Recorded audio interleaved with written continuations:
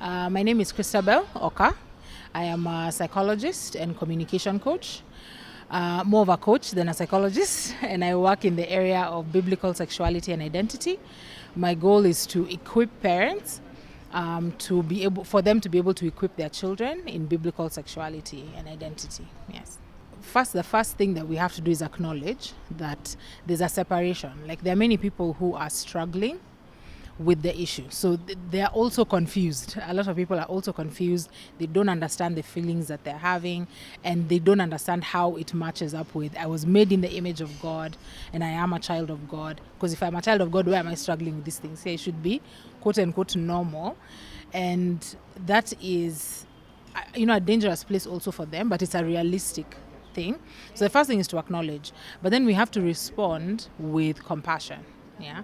So I see that you're struggling. I see that you're here. I see you as a human being. Yeah. You're not any less a child of God than I am, no matter what my struggles are. The blood of Christ is sufficient. Yeah. He died for all of us, and he cares for all of us. Once we've said that, we have to build it on biblical truth. Yeah, because one of the things I think that gets very, very confused is when we're talking about the issue of love. God has defined love for us. He has told us what love is. And so to tell you a lie, to affirm you in sin, would be unloving. That's what would be unloving. The loving thing to do is to tell you the truth with the compassion. So we are walking together based on the Bible. What does the Bible tell me to do? What is the Bible teaching me? And we measure our feelings and our experiences by the Bible. Yeah, we don't measure the Bible by our feelings and experiences. And so as a Christian, and that's when you're struggling with anything, you're supposed to take your experiences and then you go and say, what does God tell me? What is God calling me to do? How am I supposed to live for him? And we understand that we're not living in our own strength.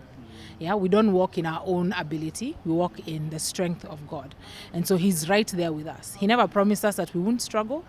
He promised us that he'll be there with us. Yeah. So I think we have to have compassion built on a biblical foundation, biblical conviction, and then we have to have community. Yeah, we are called to a fellowship. We are a fellowship of believers. So we have to tell them that we are calling you in. It's not like, oh, you were delivered yesterday, you're done. Yeah, we are walking together. If you're struggling, I'm there helping you. If you're stumbling, I'm helping you. And it's always the balance between the rod and the love. Yeah, no, the rod is also loving, but the affirmation, we say. So you want to take affirmation, because also people take that word to mean something else. You want to take affirmation to mean that I see you as a child of God. You are a human being. You're not any less of a person because you're struggling with this particular sin. Everyone is struggling with something. But by the grace of God and in the strength of God and in the family of God, we walk for the glory of God. So we take away, even though you struggle, even though you fall, you come back up, God will help you up. He's holding you up. And together as a community, we're walking with you. Yeah.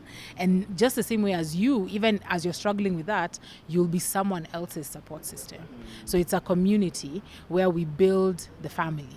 We're a family. And so we have to continue to have that. It's a balance between, I'm telling you the truth, I'm telling it to you in grace. And the grace of God is sufficient for all of us.